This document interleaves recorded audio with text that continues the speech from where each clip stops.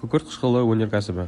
Күкірт қышқылы химия өнеркәсібінің наны ең көп қолданылатын алмастырылмас реагенттің бірі.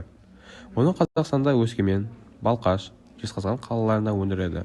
Жылына шамамен 1 миллион тонна күкірт қышқылын алынып, оны Қырғызстан, Өзбекстан, Тәжікстан, Ресей елдеріне экспорттайды. Күкірт қышқылының негізгі шикізат көзі ол күкірт және күкірт туындылары. Оны Кенді Алтайда пириттерден, Балқашта халькопириттерден, Қашаған мен теңізде мұнай құрамынан алады. Күкірт қышқылының қолданыс аясы өте кең, ауқымды. Оны химия өнеркәсібінің бүкіл саласына қолданады.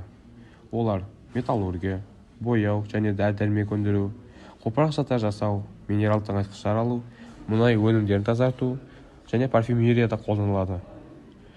Күкірт қышқылы жоғары коррозиялық қасиетке ие болғандықтан, оны арнайы контейнерлерге құйып, қоймаға жөнелтеді. Цистерналарда алюмин толтырылып, теміржол арқылы тасымалданады. Күкірт қышқылының өндіру негізгі әдісі жанама әдісі болып табылады. Жанама әдісі химия өнеркәсібіндегі күкірт қышқылын алу тәсілі.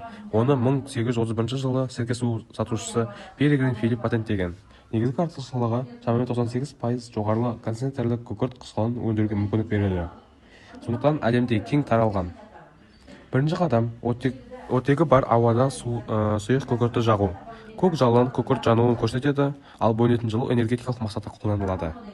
Өнім ретінде күкірттік газ түзіледі. Алынған күкірт диоксиді оттегі атомымен қамтамасыз етіледі де күкірт триоксидіне дейін тотығады.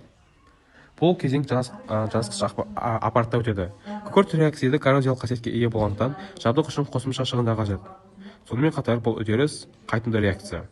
Күкірт диоксиді мен оттек бірде-бір қатынасына араласады. 1-2 атмосфералық қысымда 400-450 градусқа дейін орнатылады. Катализатор рөлін ванадий пентоксиді ойнайды. Күкірт триоксиді суда еріген кезде күкірт қышқылы буланады. Күкірт қышқылының тұманы түзіледі. Жоғары концентрлі күкірт қышқылы, ал астынан күкірт триоксиді беріледі. 100% күкірт қышқылындағы күкірт анигидридінің SO3 қоспасы алеум деп аталады. Соңғы сатыда соңғы алеум сумен сұйытылып, соңғы зат ретінде қажетті күкірт қышқылын түзеді. Өйткені соңғы өнім үшін сатыдағы сіңірілмеген газдарда қышқылды жаңбыр тудыратын қалдықтар болады.